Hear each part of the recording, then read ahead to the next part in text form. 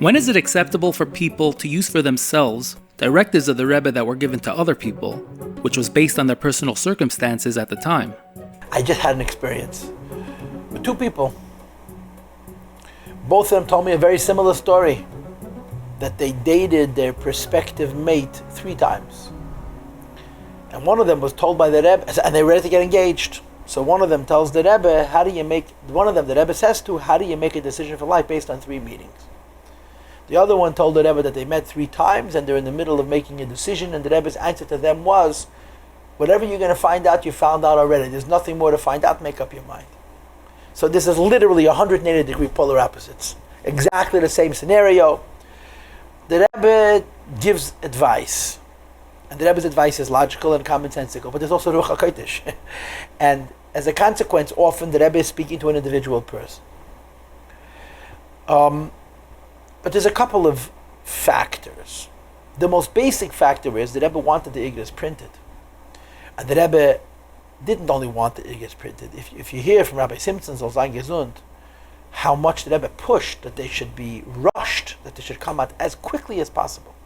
It's very clear that the Rebbe was very determined to get his letters out as quickly as possible, but the understanding that the advice that was available to people in these letters had enormous value and importance to everybody who would read them. You must appreciate that the Rebbe wrote millions of letters in his lifetime.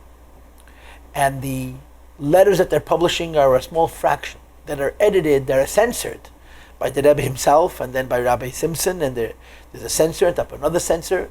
So the letters that are personal and controversial don't make that way into the Igros Kodesh, and the letters that do make way into the Igros Kodesh are less personal. And anybody who reads the Rebbe's letters comes away with the impression that the Rebbe's advice is just common sense. Everything the Rebbe says is just simple logic. Now, I'm not talking about when the Rebbe says holy things like learn chitas or check your mezuzahs. This is ruchniistic things. But the practical advice the Rebbe gives about parents being involved with children, children being involved with parents, relationships between siblings, husbands and wives, wives and husbands, and all kinds of advice that the Rebbe provides to people in every area of life. Whether you're a school teacher, or you're a business person, or you're a stay-at-home mother, or there's nothing the Rebbe doesn't touch. The advice that Rebbe gives is the advice that we should all give. When you hear the Rebbe explain a situation,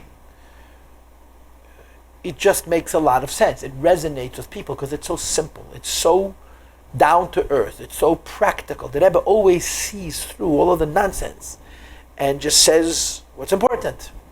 And usually the most important things are the simplest things. So to a very, very high degree, to a great percentage, the information and the advice provided in the Igros is absolutely universal. But ultimately, the Rebbe had a secretary named Rebbe. He was a very wise man. It was a good sense of humor. It was a real chassid. And above all else, he had a sealed lips. You could talk to him for hours and get nothing from him. And he used to say, he passed away almost 50 years ago. Rebbe used to say that he works with the Rebbe so much. He went to the Rebbe every single day of the week, 6 days a week for dictation. And he would prepare the Rebbe's letters, and the Rebbe would then edit and sign them, Hebrew and Yiddish. And he said, I worked with the Rebbe for so long, I figured the Rebbe's shnit. I knew what the Rebbe was going to say to each question. And as soon as I felt like I can do it myself, he changed the approach. Whole new program. Different rules. So, if you read Igros and you want to apply them to your life, I would say, as a rule, the wisdom of the Rebbe's Igros, Pashat, makes you wise. Just reading them makes you normal. Instead of hysterical, instead of emotional, instead of stuck, he redeems you because what he says makes so much sense. And in addition, frequently, to a very great extent, what the Rebbe is saying has universal value. And certainly, b'chalal in life, whenever you're talking about real issues, in addition to reading a letter or getting an answer from the Rebbe, you would speak to a mashpia. You would have done this 50 years ago also. That after the Rebbe gave you advice, you would sit with somebody and say, so what does the Rebbe mean? And you should certainly do that now.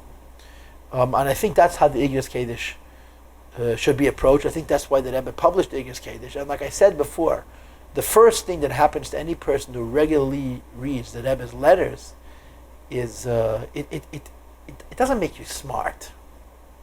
It makes you not stupid. And I'll tell you what the difference is. Smart means you get a greater measure of intelligence. Not stupid means you become unstuck. The things that don't allow us to use our own minds, to help ourselves, which are very frequently nonsense, he just takes away. And then it's, this is just the way it is. It just makes so much sense. This is a truth in all the Rebbe's letters.